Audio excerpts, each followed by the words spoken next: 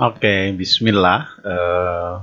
Kita akan lanjutkan bagaimana langkah-langkah uji normalitas data menggunakan chi-kuadrat.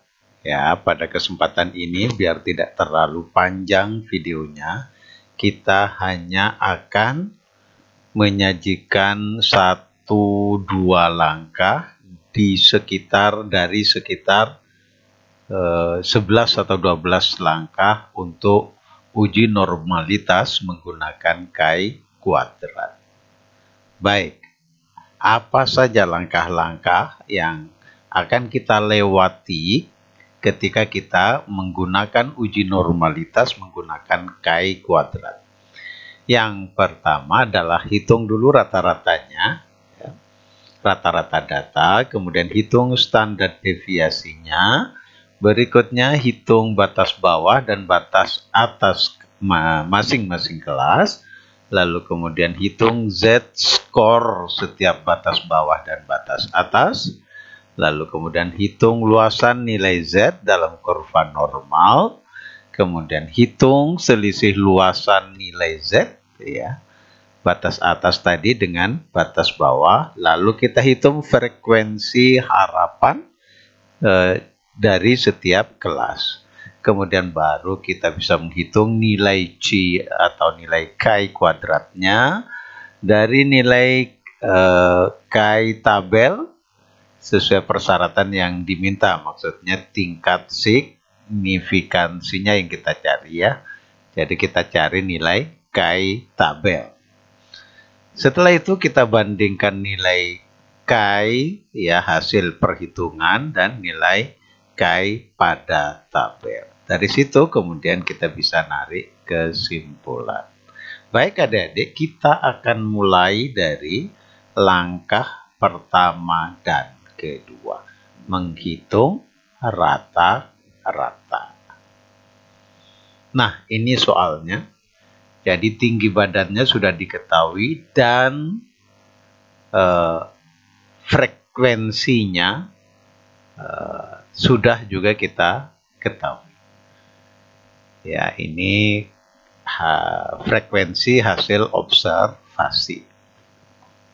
Nah, kalau kita mau menghitung rata-rata, berarti kita perlu bantuan kolom.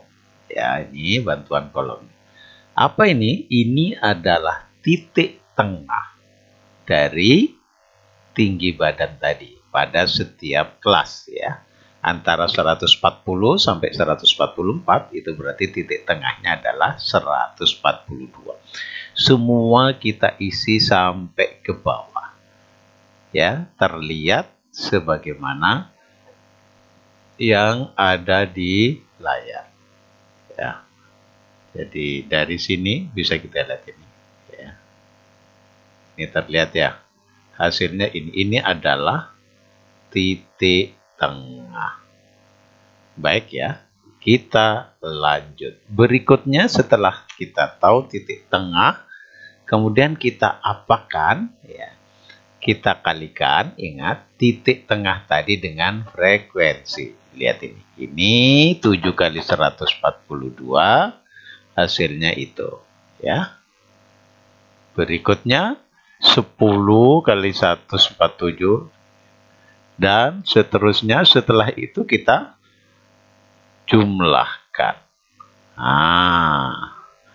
Sebenarnya dari sini sudah cukup, ya, kita untuk menghitung rata-rata. Bagaimana menghitung rata-rata? Sigma Fi kali Xi artinya frekuensi, ya, hasil observasi pengamatan kali titik tengah, kemudian hasilnya kita jumlahkan ini 15.780, lalu kemudian ini kita bagi dengan jumlah frekuensi. Jadi ini bagi itu maka ketemu rata-rata. Baik, kita akan menghitung sekarang standar deviasi, ya, dari data yang tersaji dalam bentuk distribusi frekuensi. Ini, ya. Apa ini maksudnya? Titik tengah dikurangi rata-rata. Ya.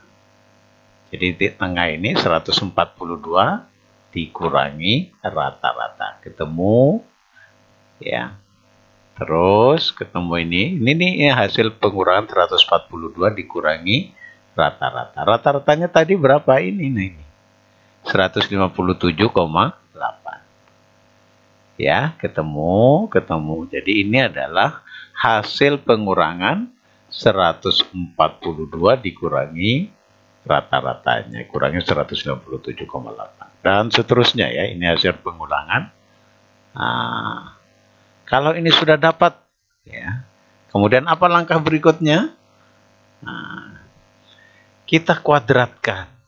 Ya, ingat karena kita sedang mau mencari standar deviasi. Ini sudah dikuadratkan. Jadi ini dikuadratkan ketemu itu, ini dikuadratkan ketemu ini, dan seterusnya ya. Ini dikuadratkan ketemu ini. Lalu berikutnya, ya kenapa kok dikuadratkan? Kalian mungkin masih ingat ya, apa rumusnya standar deviasi? Ya ini nanti ya, hasil ini dijumlahin, kemudian dikali dulu ya dengan frekuensi. Nah ini. Jadi ini dapat dari mana? Ini lihat ini. Dari frekuensi ini, ya ini, kali ini, ya ini. Itu. Lalu hasilnya dijumlahkan. Ini dia totalnya. Nah, selanjutnya diapakan untuk menghitung standar deviasi? Ini bagi 100 ya. Lalu kemudian diakar. Sehingga hasilnya seperti berikut ini. Oke. Jadi rata-ratanya ketemunya 157,8, standar deviasinya 8,5. Dari mana dapatnya?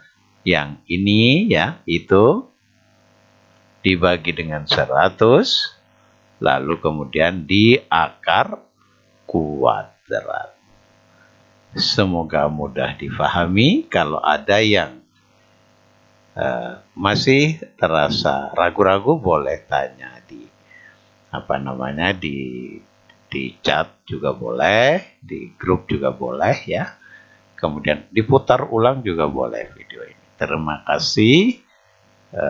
Kita lanjut nanti ke langkah-langkah berikut.